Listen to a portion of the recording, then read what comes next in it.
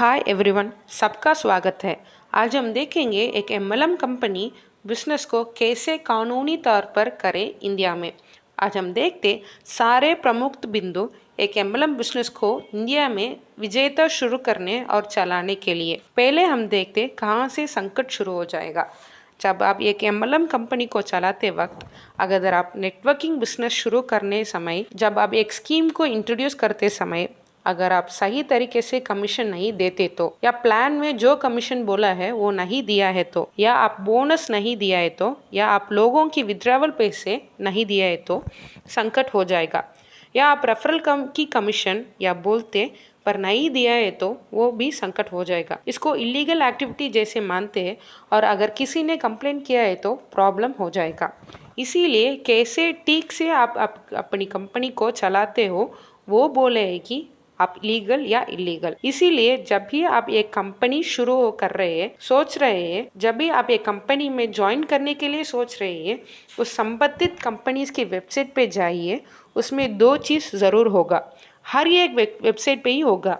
वो है terms and conditions और प्राइवेसी पॉलिसी। उसमें पढ़ने के बाद आप समझाएगा कि उनकी नियम क्या है, उनकी बिजनेस मॉडल, उनकी कस्टमर्स, उनकी कंपनी में मेंबर होने के लिए नियमों और फ़ायदा क्या मिलेगा, उनकी स्कीम, उनकी कमीशन टाइप क्या है, विड्रॉवल की रूल्स क्या है और विड्रॉवल की टाइम क्या है, मेंबर्स होने के लिए क्या क्या डॉक्यूमेंट सबमिट करना है और कंपनी की डॉक्यूमेंट्स सब अपडेट में मिलेगा।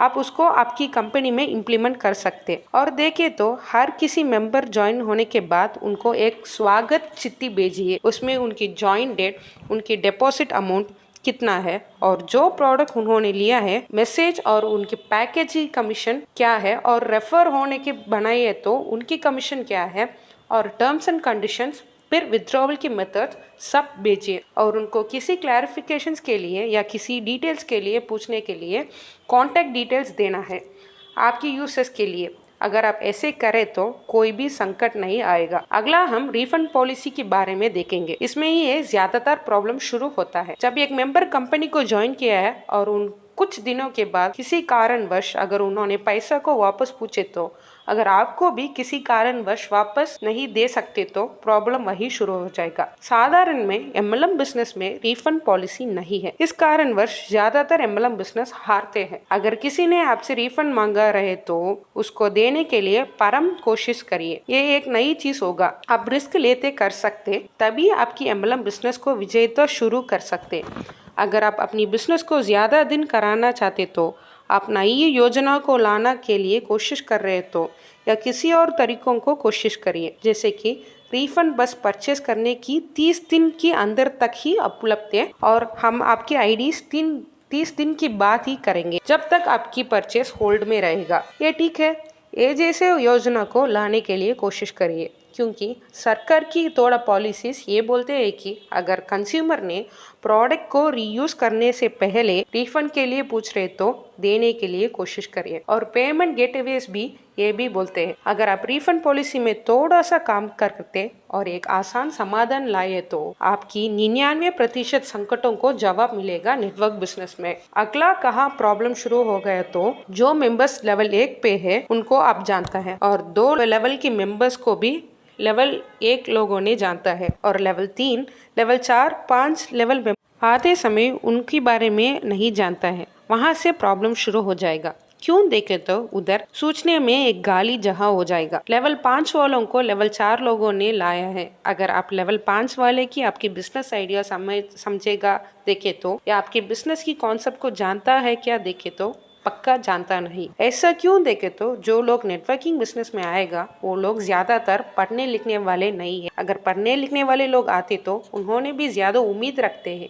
जैसे कि अगर मैं 10,000 डिपॉजिट किए तो एक महीने के अंदर 20,000 हो जाएगा क्या, ऐसे सोचते नेटवर्किंग बिजनेस में आते हैं। जब लोगों ने ऐसे सोचकर शुरू किया है तो, अगर हम इन लोगों ने मेंबर्स को ज्वाइन करने समय आपकी बिजनेस कॉन्सेप्ट और आइडिया को पूरे समझाते हैं क्या देखे तो 50% के नीचे ही लोग ही करते हैं। यहाँ है सारे नेटवर्किंग बिजनेस आते हैं हर एक समय। अगर आप किसी एमएलएम बिजनेस को देखें तो आप देख सकते हैं पहला लेवल अच्छा करता है, दूसरा लेवल भी अच्छा करते हैं। जब मेंबर्स आती ज्यादा होने समय उधर आती है सूचने में एक गाली जहां। यह संकट को हल करने के लिए आप मीटिंग्स को नियमित समय में रखना चाहिए। मीटिंग्स में सेल्स के बारे में बात मत करिए और कमाने की तरीकों को ज्यादा मत सिखाइए। मेंबर्स के बारे में बात करने के लिए कोशिश करिए और उनकी प्रॉब्लम्स को बताने करिए। आप कैसे इन्वेस्ट किया, आपको आपकी पूरा पैसा वापस मिला है क्या, आपके लीडर्स ऐसे आपको सही तरीके से गाइड किया है क्या। ऐसे बात आप अपनी टीम मीटिंग्स में बात करना चाहिए। मेंबर्स की सवालों और उम्मीद को पूरा करने के लिए कोशिश करिए और कस्टमर केयर को चालू करने के लिए सोचिए। जब आपकी मेंबर्स को एक सवाल या संकट आते तो या कस्टमर केयर रखिए